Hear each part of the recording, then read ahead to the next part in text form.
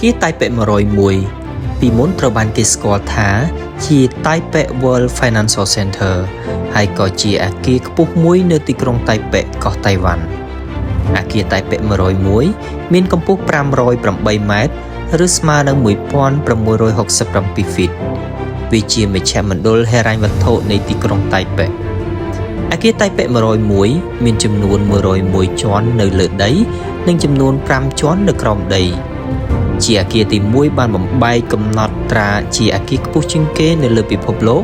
ចាប់តាំងពីថ្ងៃទី31ខែមីនាឆ្នាំ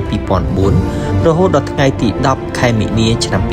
2010រហូតវាត្រូវបានវាដាច់ដោយអគារ Burj of Khalifa នៅក្នុងឆ្នាំ2010អគារមួយនេះត្រូវបានចាត់ថ្នាក់ជាផ្លូវការជាអគារខ្ពស់ជាងគេនៅលើពិភពលោក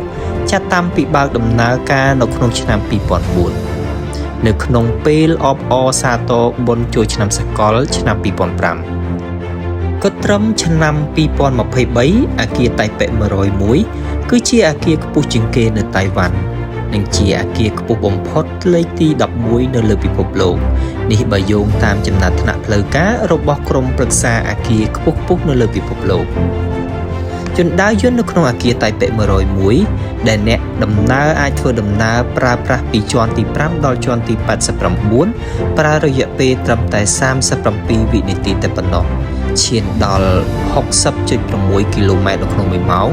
ហើយវាបានបង្កើនកំណត់ត្រាជាជណ្ដើរយន្តដែលមានល្បឿនលឿនជាងគេនៅក្នុងពិភពលោក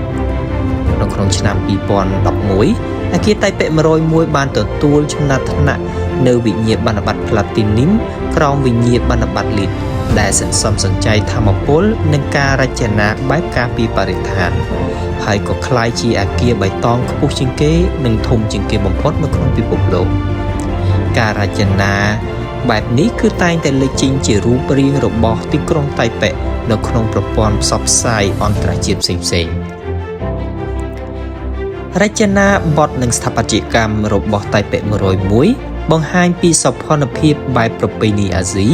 នៅក្នុងរចនាសម្ព័ន្ធបែបទំនើបដែលប្រើប្រាស់សម្ភារៈឧស្សាហកម្ម Evergreen Consulting Engineering ដែលជាវិស្វករសំណង់បានរចនាអគារតៃប៉េ101ដើម្បីទប់ទល់នឹងខ្យល់ព្យុះនៅក្នុងល្បឿន60គីឡូម៉ែត្រនៅក្នុង1នាទីឬស្មើនឹងការរញ្ជួយដីកម្រិតខ្លាំងរបស់ Pacific Ring of Fire និងបញ្ហាព្យុះត្រូពិកនៅក្នុងតំបន់ផងដែរពណ៌មួយនេះមានដូចជាមជ្ឈមណ្ឌលការិយាល័យភោជនីយដ្ឋានហាងលក់ទំនិញ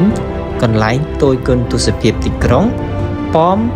នៅជាប់នឹងផ្សារទំនើបពហុកម្រិតដែលមាននិមិត្តសញ្ញា Royal Love ដ៏ធំបំផុតរបស់ពិភពលោក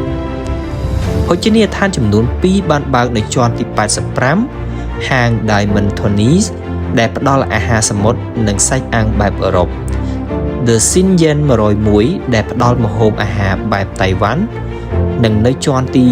86គឺជាភោជនីយដ្ឋានតៃវ៉ាន់ Ding Xiang 101 Din Tai Fung ជាភោជនីយដ្ឋានអន្តរជាតិជាច្រើននិងហាងលក់អីវ៉ាន់លក់រាយជាដើមហាងលក់អីវ៉ាន់ជាច្រើននៅជាប់នឹងប៉មមួយនេះជាកន្លែងនៃហាងលក់អីវ៉ាន់ទំនើបភោជនីយដ្ឋានក្លឹបកម្សាន្តនិងកន្លែងទាក់ទាញជាច្រើនផ្សេងទៀតផ្ទៃខាងក្នុងរបស់ផ្សារទំនើបគឺមានភាពទំនើបនៅក្នុងការរចនា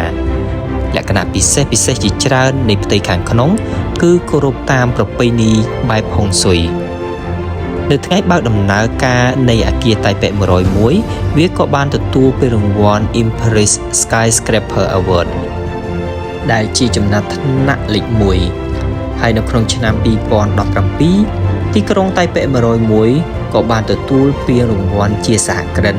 ដែលមានការទទួលស្គាល់នៅអាស៊ីផងដែរជួបខ្ញុំនៅវីដេអូបន្ទាប់សូមអរគុណសម្រាប់ការទស្សនា